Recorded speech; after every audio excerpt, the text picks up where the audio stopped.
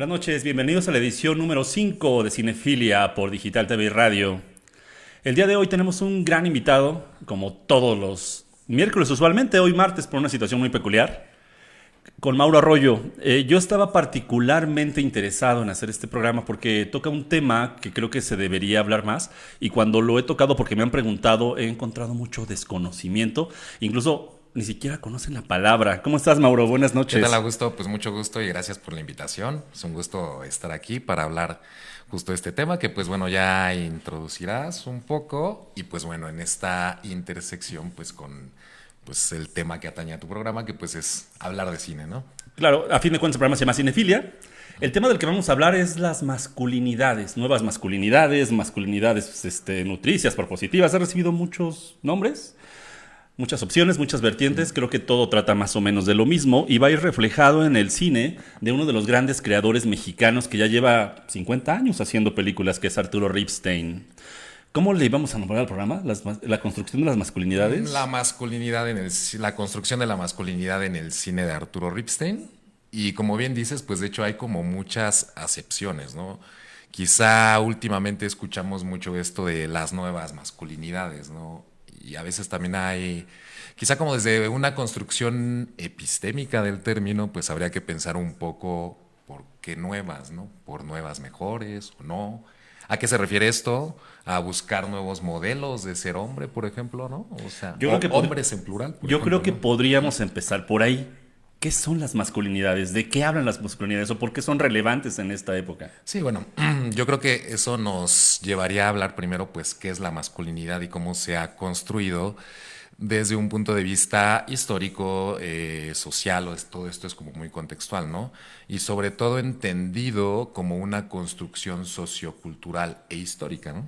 Eso sería como lo primero, ¿no? O sea, el enfoque, digamos, que le vamos a dar a este tema es como a partir de una genitalidad con la que tú naces, en el caso de los varones, pues nacemos con ciertos cromosomas XY y eso pues ya nos da, digamos, como una diferencia biológica, por así decirlo. Vamos a dejarlo ahí porque incluso Para no entrar en detalles puede escabrosos. ser muchísimo más complejo porque sabemos que hay también intersexualidades, esta palabrita que se conoce, bueno, más coloquialmente como las personas hermafroditas, por ejemplo, ¿no? Y desde ahí incluso ya puede ser muy complejo, ¿no? Porque nos lleva a hablar no solo de genitalidad, sino también cargas hormonales y temas muy complejos, ¿no? Pero bueno, de momento vamos a dejarlo como... Pero nosotros estamos seguros de que somos hombres, ¿no? Hablabas de una cuestión cromosómica, del XY, de la genitalidad. Literalmente, soy hombre por mis huevos. Algo así, Algo digamos, así. o vamos a hablar de machos biológicos, ¿no? Machos Y biológicos. después, a partir de eso, pues hay una construcción social a partir de esa genitalidad. Digamos, eres educado como un varón, Ok. como un hombre, ¿no? Y qué es lo que está, vamos a verlo como si fueran unas cajitas, ¿no? ¿Cuál es la cajita de los varones? Pues la cajita de los varones es la masculinidad, ¿no? Tener más o menos atributos masculinos o cumplir en la mayor medida de lo posible con esos atributos masculinos. Aquí hay algo como muy importante y me recuerda a una autora que es muy importante para estos temas que se llama Raewyn Connell, una autora australiana que habla justamente de cómo se construye esta masculinidad. Ella habla, por ejemplo, de digamos, este modelo, esta cajita de la que te hablaba, esta manera en que somos educados los varones, ella le llama la masculinidad hegemónica. ¿Qué quiere decir esto? Que el mundo está visto desde una óptica masculina y tanto hombres como mujeres incluso somos educados bajo esa óptica. Y dentro de eso, digamos, los varones somos educados para cumplir un rol social dentro de esto. Sin embargo, también hay que puntualizar que también esta cajita es contradictoria, ¿no? Vamos a pensar, por ejemplo, si estuviéramos en una oficina, ¿no? En una oficina donde se requieren profesionistas, ¿qué tipo de atributos asociados con la masculinidad serán quizá los que se te soliciten?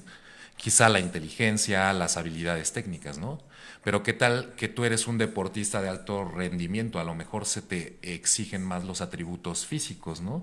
O sea, no hay, es una cajita que finalmente dentro de sí tiene ciertas contradicciones, ¿no? No es como puramente y tampoco digamos que todos los varones podemos alcanzar a cubrir con toda esa cajita, ¿no? Esto es bien interesante porque en las dinámicas actuales de convivencia social y cultural ha habido grandes movimientos y cambios históricamente. Ajá. El más claro ejemplo de ellos es el feminismo. El feminismo está en boca de todos. Se habla del feminismo para bien y para mal, de las diferentes vertientes, con conocimiento, con desconocimiento. Hay mucho ruido alrededor del feminismo. Claro. El feminismo va evolucionando por una razón, por una construcción, por lo que tú quieras. No es el tema que nos atañe hoy. Pero a la par, nosotros como hombres, con nuestra masculinidad hemos ido de la mano, pero no ha habido, o al menos no se habla al mismo nivel de cuál ha sido nuestro trabajo social para desarrollarlo. Y mencionabas algo bien importante, ¿no? Lo que socialmente no corresponde. Y creo que nos podría dar el punto de partida para hablar de la primera película. El Castillo de la Pureza.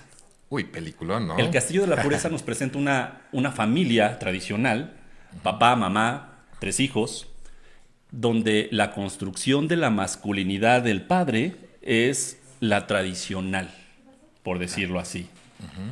Pero eso es solo la punta del iceberg. Sí, exacto. Bueno, de entrada, pues es una película fascinante, incluso para el tiempo, ¿no?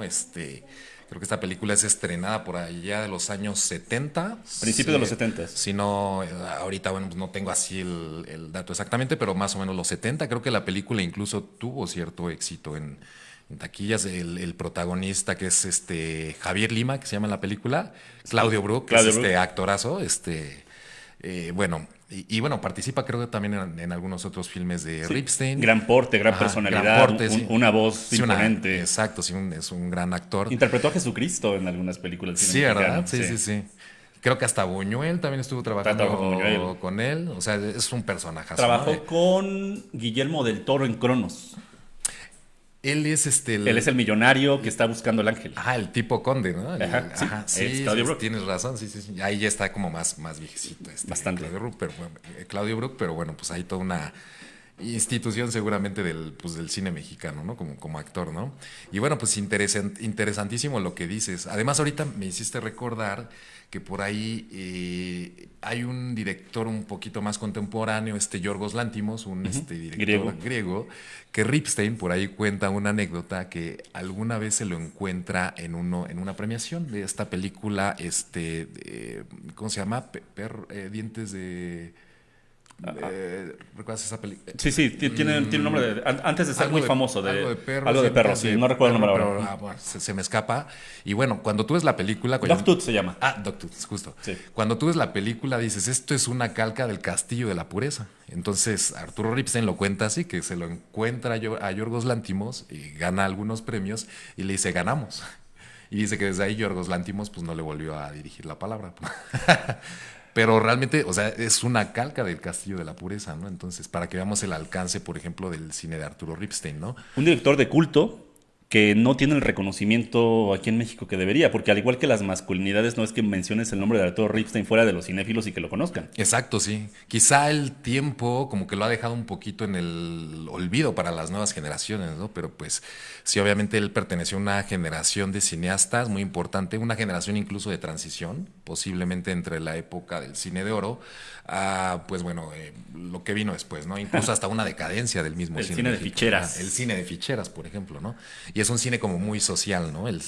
Aunque Arturo Ripstein también, fíjate, pues justo buscando un poco de información para enriquecer la plática y demás, encontré un artículo muy interesante donde le preguntan sobre si su tema tenía un enfoque, por ejemplo, feminista. Pues sabemos que él pues finalmente lleva cerca de 50 años o más haciendo cine, lleva toda su vida vinculado. Además, ininterrumpidamente. Ininterrumpidamente, sí. Él, a pesar como de los altibajos del cine mexicano, siempre estuvo produciendo. O sea, yo creo que es un caso excepcional en el cine mexicano, como pocos. Quizá Jorge Fons, ya fallecido hace poco. Pero mucho más prolífico, Ripstein. Y mucho más prolífico, sí, tiene una cantidad de películas impresionantes. Y bueno, aunque él de algún modo se desmarca, desmarca su cine como un cine social, él dice que él cuenta historias, ¿no? Pero creo que más bien esa habilidad que tiene él para contar historias y la agudeza con la que lo hace, de pronto deja ver un reflejo de una cruda realidad, bueno, fuertísima, ¿no?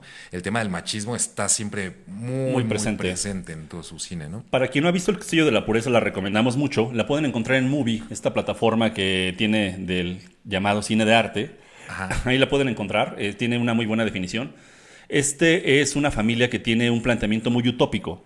Así A es, principios sí. de los 70s, el papá es el único que sale de la casa. Una casa vieja en el centro de la Ciudad de México. Sí, ajá. Tiene 3 hijos, el mayor es un varón, no, es la hija, no recuerdo. Son más o menos de la misma edad. sí. 2 adolescentes y una niña de alrededor de 10, 11 años. La esposa que participa con él en la crianza, en esta complicidad sana que aparentemente se devela, el tipo aparenta ser un polímata porque sabe un poco de todo, de cuestiones físicas, de cuestiones cognitivas, y los educa en casa. No les permite salir porque dice que afuera va a haber un holocausto. Ajá. Exacto, sí, hasta parece un poco como en el marco de la Guerra Fría, ¿no? Todo este contexto, ¿no? Sí. El papá que los nombres de los hijos, ¿no? Utopía. Utopía, Sí. no me acuerdo si Esperanza o Sí. nombres como... Nombres muy comunistas en Hasta aquel sí entonces, parece. pero que revelan una idea. Ellos se mantienen económicamente porque hacen veneno para ratas. Así es. Sí, Y sí, todo sí. lo hacen ahí. Pero bueno, la construcción de la masculinidad que nos plantea al principio es de un padre ejemplar.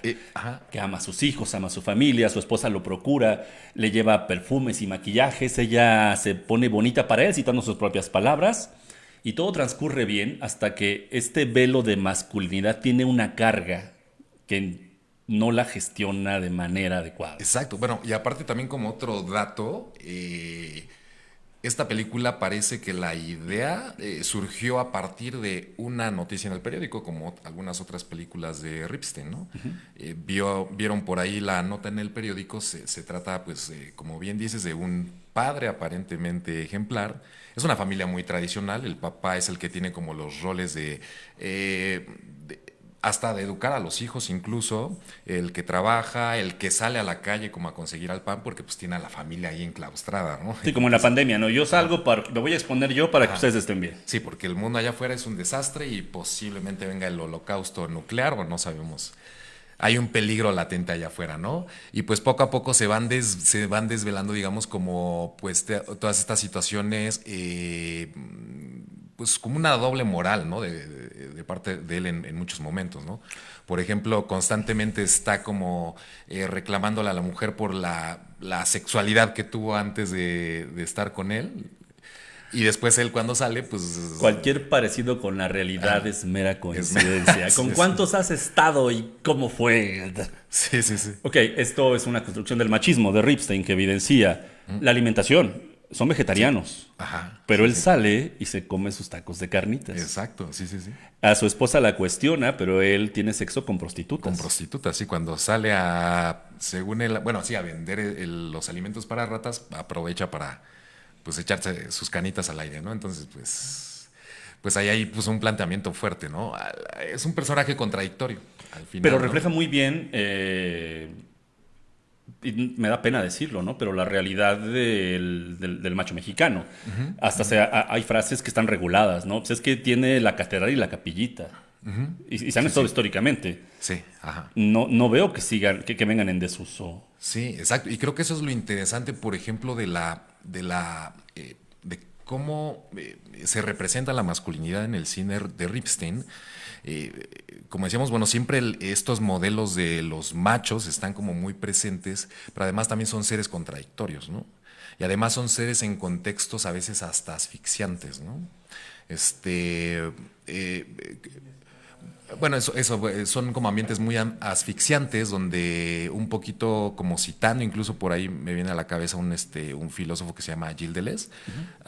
Tiene unos mamotretos de este tamaño que hablan sobre cine, la imagen movimiento y el segundo que es la imagen tiempo, donde hace como digamos como un estudio acerca del cine, pero más desde el punto de vista filosófico, como creo yo que pocos trabajos acerca de la teoría del cine, ¿no? Entonces, en algún momento cuando está explorando el cine de Luis Buñuel, él habla, por ejemplo, del cine pulsión, de la imagen pulsión, ¿no? Entonces, donde habla, por ejemplo, de estas imágenes donde se construyen relaciones de presas y cazadores, ¿no? Víctimas y victimarios. Y muchas veces la víctima se convierte en victimario y viceversa, ¿no? O sea, siempre hay un juego ahí, ¿no? Que parece que nos recuerda mucho a la realidad, ¿no? Cómo funciona muchas veces, ¿no?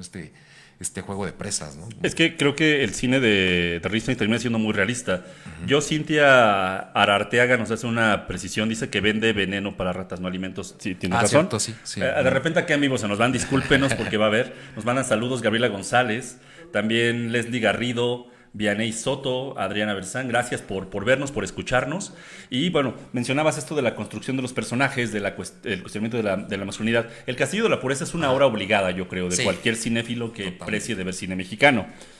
No vamos a caer en spoilers, pero cae en esta contradicción. Pero la masculinidad hegemónica, machista, no es la única que se cuestiona en el cine de Ripstein.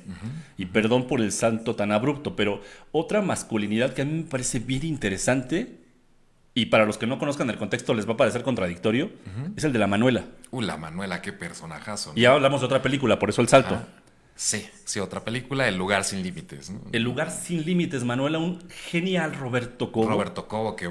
Si ustedes vieron a Roberto Cobo en Los Olvidados de Buñuel siendo un niño, un adolescente, y pensaron que era su mejor papel, tienen que ver esta película. Definitivamente es un papelazo, ¿no? Híjole. Por ahí cuentan las malas lenguas, la de Ripstein, que era un actor muy indisciplinado. Bueno, pero pues también para el estilo de Ripstein, que pues, es un señor también muy cejijunto, se ve que pues tiene un estilo muy, vamos, hasta autoritario, porque a veces algunos... dictatorial. Sí, se le nota un poco, ¿no? Pero bueno, él denuncia por momentos que pues Cobo pues era un poco indisciplinado, pero bueno, lo buen actor pues nadie se lo quita, ¿verdad? Y exactamente, pues también de entrada pues tiene papel pues al menos en 2 películas que son un verdadero clásico del cine mexicano, ¿no? Los Olvidados de Buñuel, que hasta está considerada Patrimonio de la Humanidad. Y pues bueno, El lugar sin límites, que es otra indispensable del cine mexicano, ¿no? El lugar sin límites nos plantea un escenario de un pueblo olvidado en México, cualquier parecido con la realidad, es mera coincidencia, donde un político para su beneficio explota al pueblo, el pueblo está a punto de desaparecer, la gente se está yendo, no hay trabajo, pero lo que mantiene al pueblo es una casa de citas. Así es, sí. Una casa de citas que está auspiciada por el político local y por un sinfín de situaciones, donde por azares del destino llega la Manuela. Exacto, y donde parece que la atracción principal es la Manuela, ¿no? Así es, en un pueblo machista tradicional de los 70s, con un Gonzalo Vega, muy joven también, en este papel de macho sensible con una sexualidad que no quiere reconocer.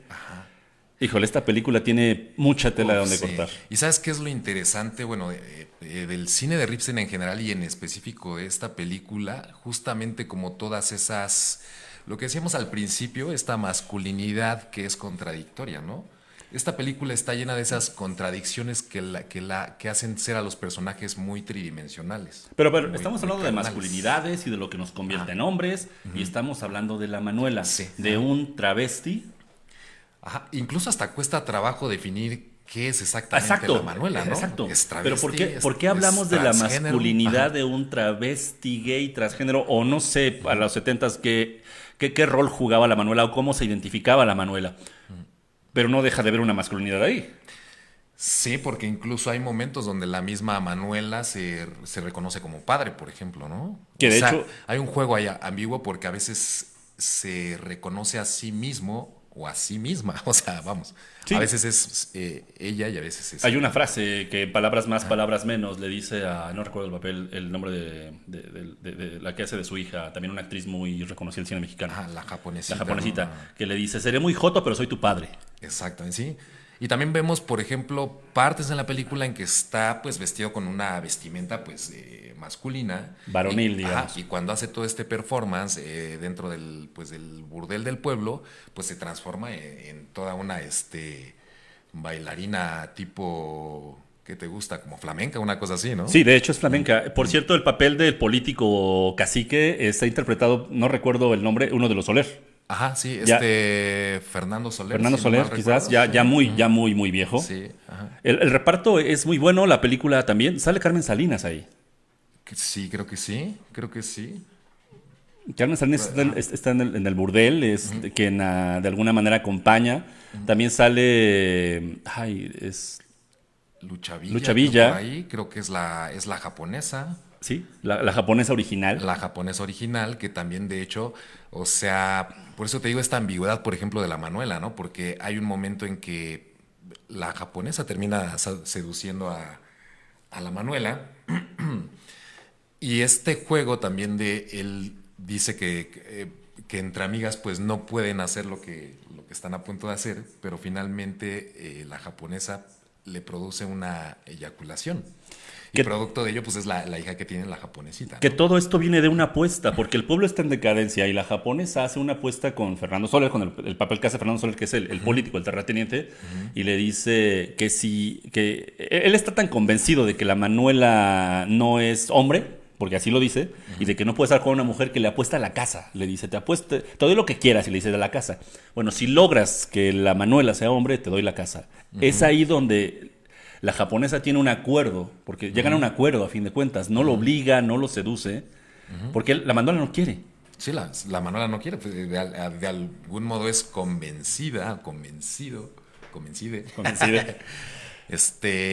Pero te digo, lo curioso es como o sea, cómo culmina, por ejemplo, en ese producto que es pues la eyaculación de la Manuela, ¿no? Entonces, te hace cuestionar como muchas cosas, ¿no? Eso es lo que me encanta de esa película, ¿no? Porque es bien curioso. Porque dices, o sea, Ajá. finalmente tuvo una erección, una excitación que le produjo esa eyaculación. Entonces dices, entonces, finalmente, ¿qué es la Manuela? Y va más allá de ello, porque también en estos temas de masculinidades o de nuevas masculinidades o como le quieran llamar, esto es una apuesta, es para tener una casa, es una situación sui generis, pero la Manuela asume la paternidad. En una masculinidad totalmente responsable, no diciendo la cuestión de la manutención económica, asume la paternidad a nivel afectivo, a nivel económico, a nivel compañía, y se queda toda la carrera. No vamos a generar Sí, spoilers, pero la sí, perdición de la Manuela es por asumir su paternidad. sí, sí, sí. Sí, sí, sí. O sea, es un personaje que está constantemente transitando, ¿no? A final de cuentas se asume como la Manuela, ¿no? Pero está transitando constantemente, ¿no? Pero si te das cuenta En- cuando habla de esta parte de ser papá, habla de ser papá, nunca habla de ser no, mamá. no, no, exactamente. Habla de ser papá. Entonces, como esta contradicción que convive en santa contradicción armónica, por así decirlo, ¿no? Bueno, armónica Sí, entrecomillando, ¿no? Un poco, pero... vean pero- esta película, también la pueden encontrar en Movie, también es parte. ¿Sí? Hay como 6 7 películas de Ripstein en Movie. ¿En movie? Sí, Sí. y Sí. aprovechen porque Movie y su catálogo lo mueve con regularidad. Y lo mueve porque no las ven. De hecho, a veces yo he escuchado que como nosotros hacemos contenido de cine, dicen, oye, ¿qué me puedes recomendar en Netflix? Pues te recomiendo que te salgas de Netflix. Sí, Hay, sí, bueno, pues hay más explorar ofertas. otras opciones. Está por ahí Filmin Latino. También. Que también ahí he llegado a ver que tiene también cierto catálogo de Ripsen, pero también a veces lo mueven, entonces no sé si siempre esté ahí, ¿no? Como las mismas películas. Aquí nos comenta Vian Dizier Sam, que es mi hija, saludos, que dice también, hablando de la Manuela, dice también podría ser género fluido o bigénero, aunque en la época era aún menos conocido el término. Exacto, sí, podría ser un personaje no binario, por ejemplo, ¿no? O no binaria, ¿no? Si lo queremos como adaptar a estos tiempos, ¿no? Pero es curioso El, porque... el punto es en el momento en el que Exacto. surge este personaje, En ¿no? estos Son los tiempos años 70. Ajá. mi hija tiene 20 años. De hecho, mi hija me ayuda mucho para conocer ciertos términos. Yo de repente sí le tengo que pedir que me explique, porque salen cosas que yo no crecí con ellas, que yo no viví, que a veces no entiendo, porque la realidad actual es distinta. Pero Ripstein hizo esto hace más de 40 Sí, años. exacto. Y de hecho, al parecer, fue el primer beso entre dos varones En el cine. en el cine. Ubican a Gonzalo Vega. Gonzalo Vega, Ajá. la señora presidenta o nosotros los nobles. Y si se van más atrás, un gran galán de telenovelas y del cine mexicano. Un hombre muy varonil, quijada cuadrada, pelo en pecho. Bueno, hay un beso, una escena pero es un señor beso. Un señor beso, sí. Incluso dicen que cuando estaban en el set, antes de grabar esa escena, Gonzalo Vega estaba muy nervioso por la escena del beso. Entonces dicen que Ripstein lo agarró y le dio un santo beso, como diciéndole, pues ya nos besamos tú y yo, esto te estoy ayudando para que te relajes un poco, no pasa nada, es un beso, eres actor, yo soy el director, y ahora sí, pues venga, ¿no? Sí, Otra película a recomendar bueno, más bien, yo ya mencioné dos y hablamos de dos masculinidades distintas, que en este caso pueden ser tres. Sí, porque está también la del Pancho en el caso de El Pancho. el Pancho en el lugar sin límites, Gonzalo Vega, que también ahí hay un asunto muy curioso, ¿no? Es el macho del pueblo, ¿no? Sí. Y el macho terrible que llega al pueblo, El galán de balneario. ajá, exactamente del pueblo, ¿no? Un trailero, macho alfa, bien parecido, masculino, demás. Y tiene una, bueno, no sé si Una fijación. una fijación, ¿no? Una fijación hacia la mano. Incluso el pueblo completo, porque hay una parte donde se da esta escena del baile de la Manuela y se ve como todo el pueblo está como hipnotizado o encantado Sí, por es curioso porque el Pancho, que es el macho que podría tener cualquier mujer, a la mujer que quiere tener es a la Manuela. Ajá, sí, sí, sí. Y pareciera que es como un caso como de un personaje que es macho, tan macho, que termina no siendo tan macho, ¿no? Y pareciera que, bueno, por no spoilear, digamos, el final, pero por ahí después desemboca todo como en una situación, pues, producto justamente posiblemente de las culpas del Pancho, ¿no? Es ahí donde quizás valdría la pena hacer una evaluación de la masculinidad, de cómo la asumimos, cómo la manejamos, pero también creo que sería muy importante la gestión de emociones de nosotros como hombres, Ajá, cosa que no se trabaja por crianza.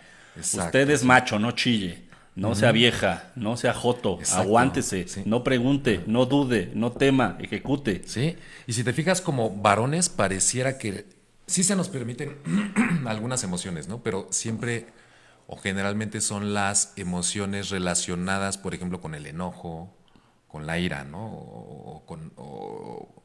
El mal carácter, ¿no? O sea, como se conoce coloquialmente, ¿no? O sea, pareciera que esas sí se nos Que hasta, permiten hasta se justifica, socialmente. porque ahí Hasta no se se habla del justifica. mal carácter, se habla de tener carácter. Exactamente. Hasta desde cómo usamos esa expresión, ¿no? Y fíjate, eso está muy interesante. ¿Qué implica el tener carácter? Ser una persona de mano dura, ¿no? O sea, incluso puede ser hasta malgeniosa, además, ¿no? O sea, cómo construimos también un poco el lenguaje, ¿no? Es curioso, ¿no? O sea, vamos, no todo en el lenguaje, por ejemplo, cuando hablamos del lenguaje incluyente, inclusivo, etcétera, no todo es ponerle a las palabras al final. También hay situaciones como esta, ¿no? Cómo construimos el lenguaje, esta expresión de ser de carácter, ¿no? Por eso Porque hablaba en ser un de principio. carácter es eso y no gestionar adecuadamente tus emociones, ¿no? Por eso hablaba en un principio de que la sociedad avanza en muchos términos, pero la masculinidad como tal parece que está estancada o es ciega o preferimos voltear hacia otro lado para la construcción o un tema también de moda, la deconstrucción. Pero ¿por qué no hablando precisamente de este proceso que se puede dar, pero que no siempre es fácil? Hablamos de otro gran personaje icónico del cine mexicano dirigido por Ripstein con Pedro Armendáriz. Pedro Armendáriz en cadena perpetua. En cadena Ajá. perpetua. ¿Qué te parece? Mm, es también yo creo que está dentro de ese corpus de películas donde, bueno, Ripstein estaba haciendo un trabajo excepcional. Este personaje que está un poco cooptado, ¿no? Por las policías, que quiere como redimirse un poco, ¿no? Otro galán de barrio. Sí. Y hijo de otro actorazo, ¿no? De Pedro Armendáriz. De Pedro Armendáriz, padre, ¿no? Literalmente de barrio, un tipo mucho más alto que el promedio, varonil, atractivo, fuerte, dicharachero, un Pedro Navajas, Exacto.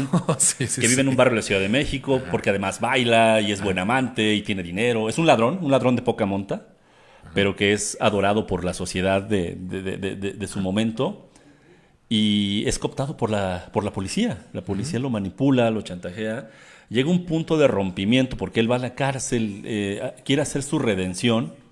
De hecho, lo logra o lo está logrando, pero la sociedad no se lo permite. Sí, exacto, como que el mismo contexto termina jalándolo, ¿no? A estas, pues primero, pues ahí vinculado, por ejemplo, como con la corrupción de los policías y después también como pues el tema de la masculinidad nuevamente, ¿no? El que de algún modo tiene que aguantarse porque esas son las condiciones en las que está inmerso, ¿no? Y pareciera que no le queda otra salida más que tener que seguir jugando ese rol, ¿no? Sí, Un personaje también un poco roto, pues sí, roto casi todos los personajes de Ripstein, si no es que todos están rotos, ¿no? O al menos los protagonistas, ¿no?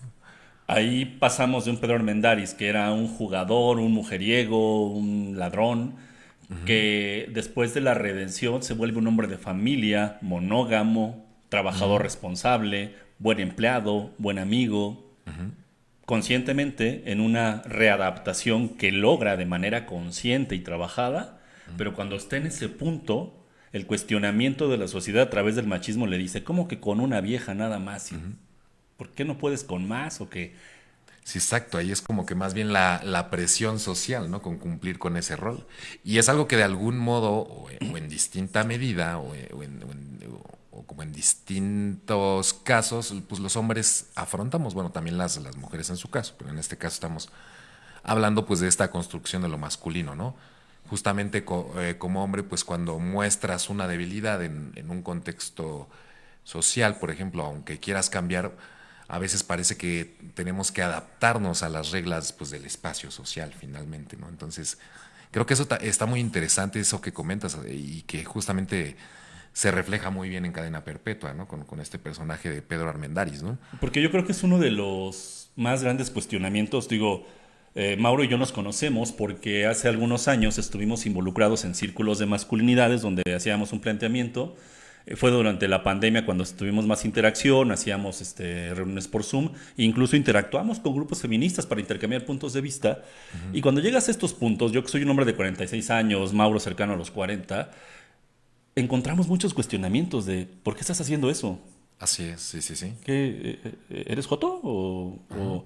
Y, No sé, muchas cosas, que son las y, menos, ¿no? ajá, y creo que es interesante, ¿no? Justamente, creo que cuando hablamos de estos temas de la masculinidad, las masculinidades, ya decías, hay muchas maneras de llamar estos temas, ¿no?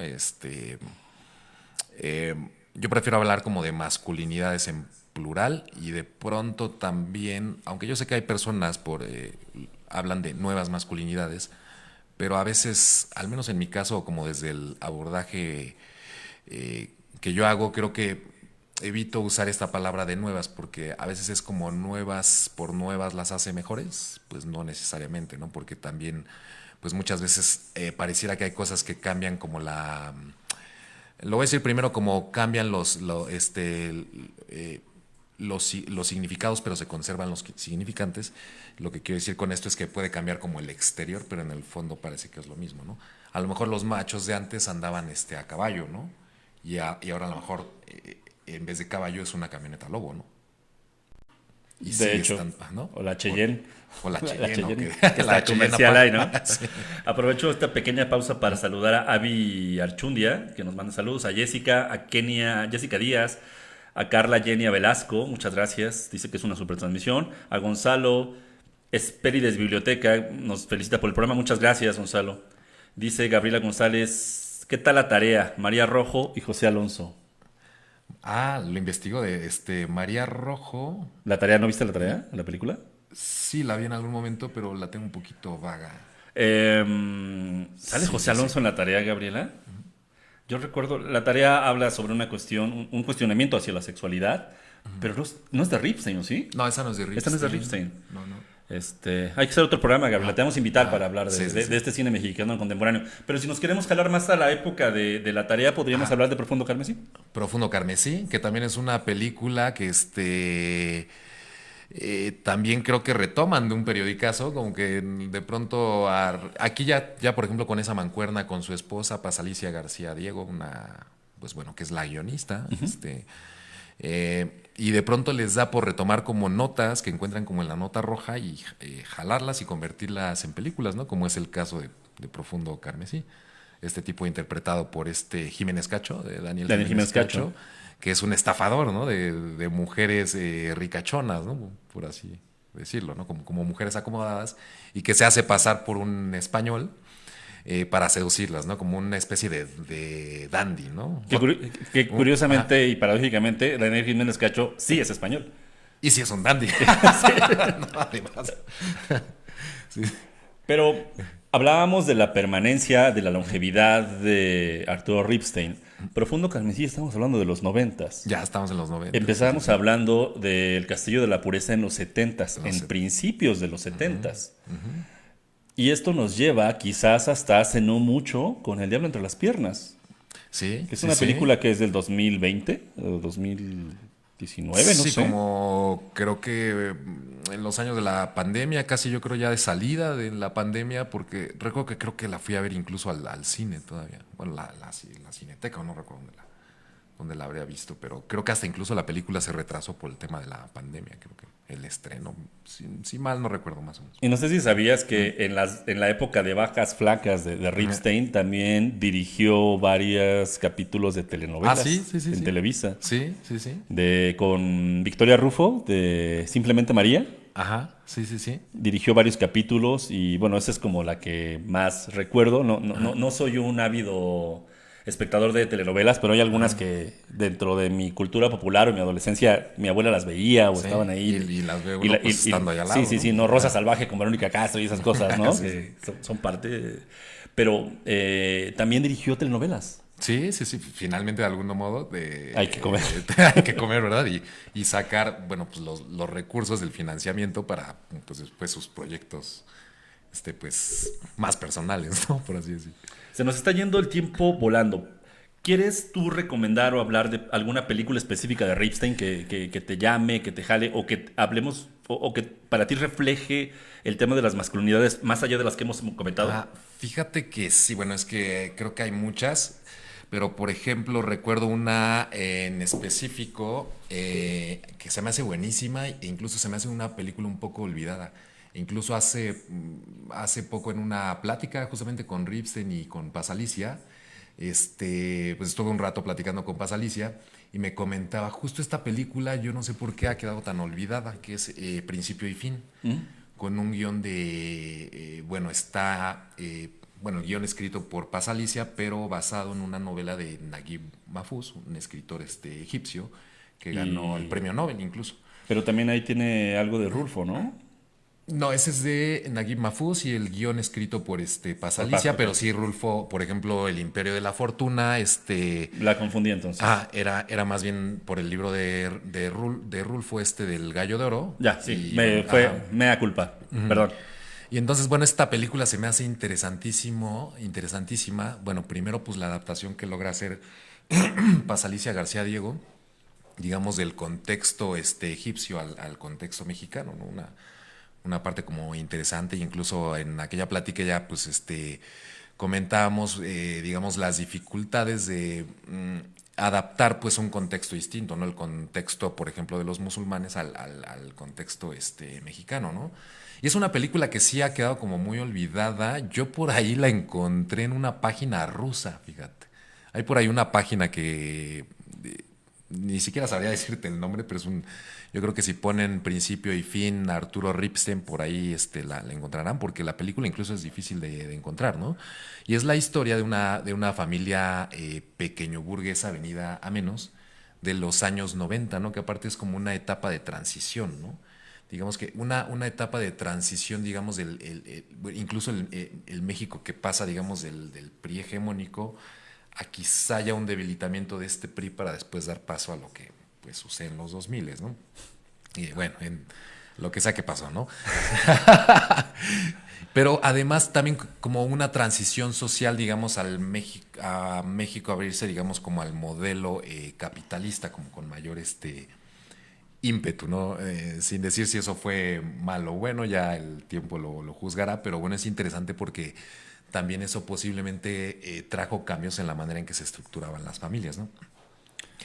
Entonces, esta familia, pues, digamos que está como en esa transición, todavía es una familia como muy tradicional y hay papeles como muy interesantes, por ejemplo, la mamá en la película que se llama Ignacia, que es una mamá como con muchos pantalones, ¿no? Antes diremos Sí. con muchos, pero podemos decir quizá con muchos ovarios, ¿no? O no sé, ¿no?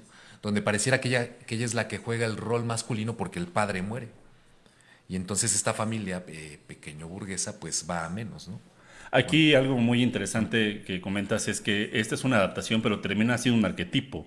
Porque aunque esté al otro lado del mundo, se viven realidades paralelas. Ajá, O por ejemplo. realidades. Sí, hay una adaptación del guión, pero no hay un cambio radical de él. No, no, no. La historia Ajá. es la misma, Sí. o básicamente la Sí, es misma. básicamente la Y misma. hablamos de una dictadura que vivió Egipto durante mucho tiempo, que los llevó a una situación deplorable. Digo, si tú vas al Cairo ahorita, parece una ciudad en guerra, con todo y que vive del turismo. Pero en México hubo una dictadura de partido que quizás no la vivimos tan en carne propia, quizás tuvimos un síndrome de Estocolmo, se maquilló de una manera. La dicta blanda, La dicta blanda.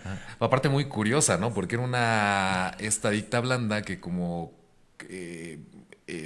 entre comillas parte como del mundo occidental, pero no del todo, ¿no? Porque finalmente es Latinoamérica y además como con coqueteos o dejos eh, como de socialismo, ¿no? También, ¿no? Es muy curioso, ¿no? Es este modelo. Es que Ripstein le coquetea mucho al socialismo, al comunismo. En varias películas y con varias ideas hace guiños ahí en la realidad y la sociedad mexicana, bastante sutiles, creo yo. Sí, sí, bueno, es un personaje como de una mente muy aguda, ¿no? Y por eso, bueno, por ejemplo, principio y fin, esta película, pues, o sea, a mí al menos me parece que es un monumento al cine, o sea, Sí, yo creo que es de lo más representativo y de lo menos conocido, además. sí, sí, sí, sí. Incluso dentro de la filmografía de Ripstein queda ahí un poquito como escarbadona, pero.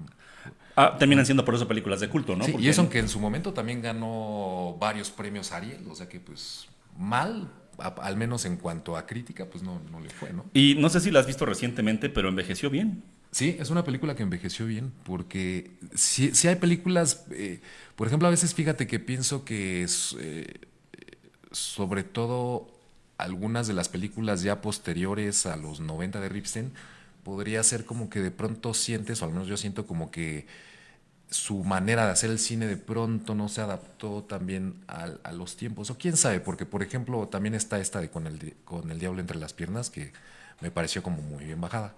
Sin embargo, películas como El lugar sin límites, El castillo de la pureza o esta que decimos Principio y fin, son películas que yo creo que sí envejecieron Bastante bien. muy bien. Ajá. Tenemos algunos comentarios. Gabriela González, yo Cintia Ararteaga dice, súper, qué buena charla. Se nota que Mauro es experto en el tema. Felicidades. Mauro es un máster, no solamente en el tema de masculinidades. Mauro tiene una formación académica diferente a ello, pero creo que algo con lo que coincidimos es en el interés por la polimatía, por no encasillarnos en algo.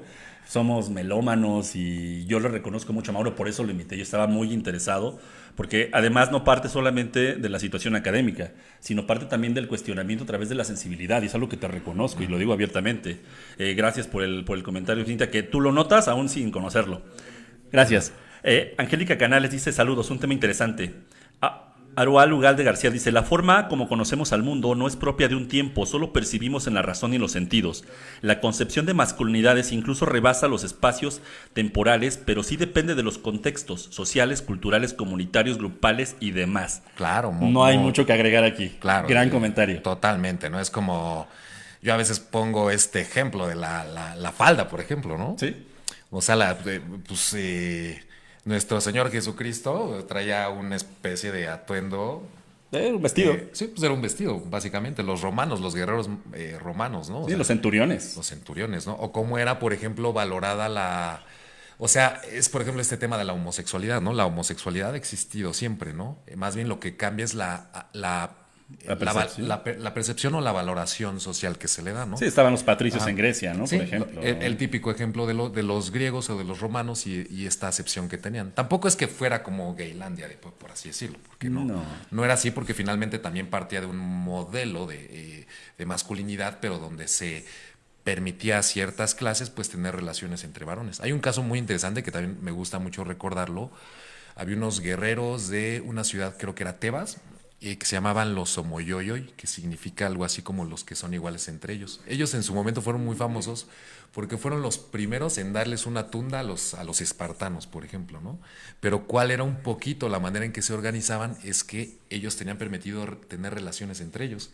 Entonces eso que generaba que tuvieran lazos pues emocionales o sentimentales más fuertes entre ellos. Claro, en este tema precisamente saliéndonos un poquito de Ripstein, sí. Las sociedades piratas. Las sociedades piratas permitían el matrimonio entre hombres. Y si tú mencionas el prototipo de un pirata, hablabas de un hombre muy aguerrido y muy fuerte que está en el mar, y ellos tenían relaciones consensuadas sexoafectivas que eran bastante funcionales. Fíjate. Y había matrimonios entre piratas. Cintia Arteaga dice La Viuda Negra. La Viuda Negra, sí. Gabriela González Arteaga dice, Gonzalo, lo veo, La Tregua de Mario Benedetti, también, otra vez La Viuda Negra, muy al estilo de Buñuel, creo que La Viuda Negra es bien valorada. Leslie Garrido dice, El Diablo entre las piernas, ¿les parece buena película? Es una película, se me hace, al menos de lo último de Ripstein, se me hace una película interesante. A ver, voy a empezar por una cosa. Por ejemplo, esta visibilización de la sexualidad en la tercera edad, ¿no? Empezando por ahí, yo creo que es un tema interesante, ¿no? También la manera en que se muestran estos cuerpos de unas personas adultas, ¿no? Que los protagonistas son ¿cómo se llama? La hermana de Alejandra Guzmán, hija de Silvia Pinal, está Silvia Silvia Pasquel. Pasquel. Y este actor, ay, se me escapa ahorita el nombre, pero también un actor Maduro. ya maduro y muy conocido. Bueno, es este matrimonio y bueno, hay como un estira y afloja, el machismo nuevamente presente, como desde otro momento de la vida. Pareciera que es un matrimonio como ya desgastado, como por los años, ¿no? Él constantemente le está diciendo, hay una parte donde le dice algo así como, tú naciste puta, eres puta, morirás puta y te irás a la tumba puta, algo así, si no mal recuerdo. Entonces es un matrimonio que pues también pues muy bien no están, ¿no? Y suceden, hay una serie de situaciones, pero creo que algo que es importante es como mostrar esta sexualidad en la tercera edad. Finalmente es una película de Ripstein y siempre hay como factores ahí bastante terribles y contextos bastante, no sé, contextos muy difíciles, ¿no? Muy pulsionares, diría, pues no sé, Gilles Deleuze, por ejemplo, ¿no? Con esto de la imagen pulsión, ¿no?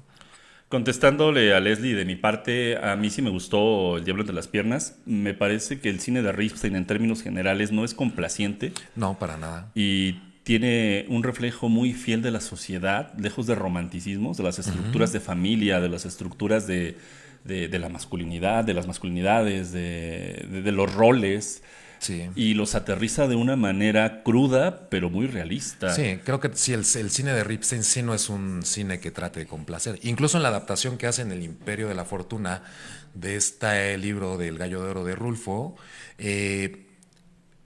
comentan Ripstein y Pasalicia García Diego que cuando Ripstein le encarga a Pasalicia, que de hecho se conocen en esa película, cuando le encarga el guión le dice, mira, tienes como la puerta abierta a escribir el guión como tú quieras, pero lo que no quiero son las típicas casitas y los pueblos típicos mexicanos con colores y mariachis, ¿no? Dice, yo no quiero eso, ¿no? Yo quiero un México real, no un México pintoresco y un México que habita solo en nuestra imaginación básicamente, ¿no? En Hollywood sepia. Exactamente, ¿no? Sí. Ernesto Gómez Cruz es el protagonista de esta película. No recuerdo, pero... Sí, es Ernesto Gómez Cruz y ahí el papel de esta masculinidad me resulta muy interesante porque es un hombre humilde, un hombre cabizbajo, con baja autoestima en un pueblo que, perdón la expresión, muerto de hambre, muy al estilo de otras representaciones de Ripstein, que la fortuna a través de las ferias, porque es lo que representa ir de feria en feria, un gallero, la historia de un gallero, y cómo le va cambiando la fortuna, pero así como en Carmina Burana, ¿no? Fortuna Imperatrix Mundi, la fortuna va y viene. Sí. Con un resultado no favorable, no quiero hacer un spoiler, pero parece que le va tan bien y en el momento en el que deja de sonreír la fortuna, hay un escape violento. Porque mucha de la representación del machismo es eso. Cuando ya los elementos no están a mi alcance, voy a reaccionar con violencia. Sí. Porque son las herramientas que me dieron. Sí, y además es algo que también llega a comentar Ripstein en algún momento y que se me hace muy interesante. Él dice que hace melodramas, pero son melodramas llevados al extremo. Es como si llevaras la fantasía de una telenovela como a la más cruda realidad, ¿no? Con las más crudas consecuencias, ¿no? Sí, como te decía, sin una romantización, sin maquillar. Lo que hay una pregunta bien interesante que viene de la producción de Digital TV y Radio. Ah, muy bien. Nos pregunta, la producción tiene una pregunta. ¿Ripstein será el concepto mexicano de Tarantino? No estoy seguro, ¿eh? No, porque tampoco creo que es que vea uno como esta violencia explícita y la sangre. Por estar ahí, ¿no? No estoy seguro, no, pero es un cine sí muy duro. Sí, es agresivo. Pero incluso, por ejemplo, Ripstein comenta que, bueno, por ejemplo, yo no creo que no puedo ver o sea, para ver una película de Ripstein tengo que verla, procesarla, pensarla, ¿sabes? Sí. O sea, aventarte un maratón de Ripstein Pesadísimo. se me haría muy duro, pero por lo terrible que es, ¿no? O sea, por las cosas, por eso, porque es la cruda realidad, ¿no? Y es una realidad que vivimos, además. Y el contexto de Tarantino es como bastante más, más gringo, Sí. más primermundista. Ajá, también hay como fantasía, western Es muy vasto. ajá, Y sí, sí, yo creo que eso samuráis. es más fantasioso y Ripstein es más realista. Pero coincido, yo creo que Juan de Dios la analogía viene por el hecho de que es violento. Ah, Pero es violento de una forma distinta. sí, creo que sí. Creo que más bien lo de Ripstein es más bien por la cruda realidad, ¿no? Que da más miedo, ¿no? Sí, y da más miedo, ¿no? Él dice que, por ejemplo, hace cine. Dice que, por ejemplo, él no se sentaría a tomarse un café con uno de sus personajes, ¿no? Sí, porque no te vas a encontrar a una chica rubia samurái que te ataque en la calle o a un vaquero negro. Pero sí te puedes encontrar a un fanático religioso o Por a un ejemplo. macho violento que sí te puede hacer algo. Sí, sí, sí, sí. Sí, exacto, ¿no? Y bueno, eso pues de pronto es más terrible por esa cercanía que tienes con la realidad, ¿no? Porque lo ves como más, parece que te está pisando los talones de la realidad, ¿no? Cuando, Sí, y brutalmente. Siguiendo con los comentarios, gracias por la interacción que estamos teniendo, es muy buena y muy grata. Alba nuevamente nos dice, a propósito de los griegos, dice, consideraban que solo los hombres eran perfectos, por lo tanto solo podían sentir amor por otros hombres. Angélica Canales nos dice, tengo entendido que los griegos tenían relaciones entre hombres porque consideraban a la mujer como un ser inferior. así es, sí, ellos consideraban que solo había un sexo, que era el masculino, y que las mujeres eran un ser inacabado. Ellos lo veían como en términos de calores y como de frío calor, haz de cuenta, algo así. Entonces decían que como que los varones biológicos pues habían tenido la cocción necesaria para que bajaran los genitales, ¿no? Y bueno, pues sí, por eso decía hace un momento, o sea, finalmente una concepción machista, y tampoco es que, por ejemplo, los griegos, si estuvieran aquí, pues se fueran a la marcha LGBT, ¿no? No, Pues no. de hecho la palabra hermafrodito viene de un mito griego, ¿no? De este ser hijo de Hermes y Afrodita, que era un intersexual, Sí, propiamente. sí, sí. Pero también se dan como cosas muy curiosas, por ejemplo, como este personaje histórico, Alejandro Magno, como Oh, una sí, especie de claro. non plus ultra de la masculinidad, conquistador por excelencia de la historia occidental, y pues bueno, Su gran amor. su gran amor era Hefestión, un hombre, muchos dicen que en realidad era gay, otros que era bisexual, o algunos otros que mantenía relaciones con mujeres por alianzas políticas, pero pues que él realmente tenía pues gusto por los hombres, ¿no? Que Oliver Stone lo retrató con Colin Farrell y Jared Leto. Así es, sí, sí, sí. Ahí también si la pueden ver, está como Está bien interesante esa película. Sí, porque verán por ahí un beso entre Colin Farrell y Jared Leto. Leto. Ahora Ugaldo dice, la grande buffet de Marco Ferretti, es interesante observar en ella los diferentes personajes masculinos que exponen en una historia de excesos a tener en la lista. Vianney Soto dice, las películas que están analizando son todas muy buenas, está muy interesante el programa, tu invitado muy bien. Leslie Garrido nos dice a propósito del Diablo entre las piernas que es Pasquel y Suárez. Héctor Suárez, cierto, sí, Héctor Suárez. Sí, Gracias, sí, Leslie. sí. Que creo que falleció hace poco, ¿no? Sí, no tiene mucho que falleció. Dice Ricardo Cruz, mi amigo el mono, Tarantino se acerca la lente a la ejecución de la violencia y Ripstein es hurgar en la mente violenta y emocionalmente fracturada. Sí, sí creo que sí. Yo diría que es un cine, y te digo nuevamente un poquito, fíjate que por ejemplo también está esto que Ripstein siempre se está desmarcando del cine de Luis Buñuel, ¿no? Por ejemplo, cuando Gilles Deleuze analiza el cine de Buñuel en uno de estos mamotretos que les digo acerca del cine, él habla del cine pulsionar y habla del cine de Luis Buñuel. Seguramente sí hay una especie de conexión con el cine de Ripstein, porque bueno, Ripstein él mismo cuenta que su papá era muy amigo su papá era productor de cine, de películas todavía en el cine de oro, y era muy amigo de Buñuel y salían a tirar juntos, ¿no?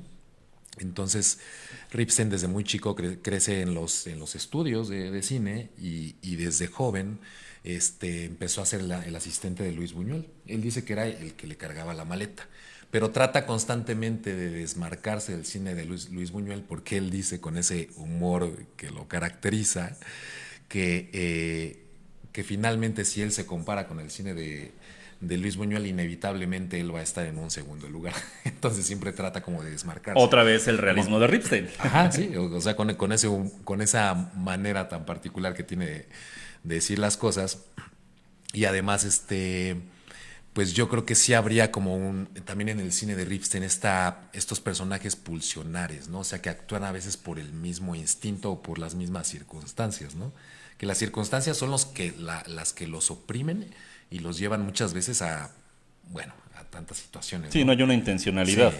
Y hay muchas constantes en el cine de Ripstein, ¿no? Los burdeles, por ejemplo, los puteros, bueno, hasta creo que hasta por el tipo de cine, hasta creo que vale más decirle putero, ¿no? Porque en el cine de Ripstein te trata de reflejar ese tipo de espacios donde la cosa es así, o sea, el machismo es así, las relaciones son así, los suicidios suceden así, ¿no? Claro, los índices de suicidio son más marcados en los hombres que en las mujeres, por algo será. Ya casi nos despedimos, tenemos nada más 2 minutos, se nos fue de volada esto.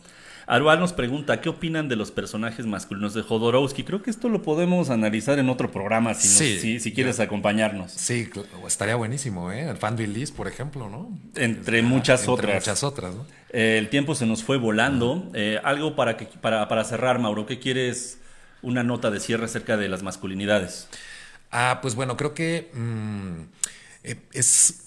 finalmente este tema de las masculinidades creo que nos abre un poco a reflexionar. Creo que es más importante como los cuestionamientos que nos hace hacernos a nosotros los hombres. Y bueno, por ejemplo, con este ejercicio que hicimos, que finalmente se nos quedó corto el tiempo, pues, porque bueno, habría mucho que hablar del tema, pues primero es como cuestionar la manera en cómo hemos construido esta masculinidad tradicional, ¿no? Para después quizá empezar con este proceso de construcción, para después buscar una reconstrucción, ¿no? Que también por ahí nos faltó quizá hablar como de este término de la deconstrucción, ¿no? Es que entre cine, Ripstein y esto se nos fue la vida. Pero ¿aceptas la invitación para en un futuro? Claro que sí. A mediano plazo para hablar. ¿Te gusta Jodorowsky? O ya lo platicaremos. Muchas gracias a todos ustedes por las aportaciones que nos hicieron. Fue un programa muy dinámico y el tema da para mucho más. Es muy difícil amalgamar todo en una hora. Pero la intención es esta, tener un conocimiento que vaya más allá. No pretendemos adoctrinar a nadie, simplemente mostrar que hay una perspectiva distinta y que a través del cuestionamiento profundo y sincero podemos tener otros resultados de cosas que históricamente nos han vulnerado. Carnales, hay otra forma de hacer las cosas. Preguntando, lo haremos mejor. Muchas gracias, Mauro, por acompañarnos. Un placer estar contigo. Es enriquecedor platicar y siempre será un placer. Buenísimo, sí. Gracias a la producción, gracias a todos. Nos vemos el próximo miércoles por aquí por Cinefilia y gracias a todos. Hasta luego. Bye.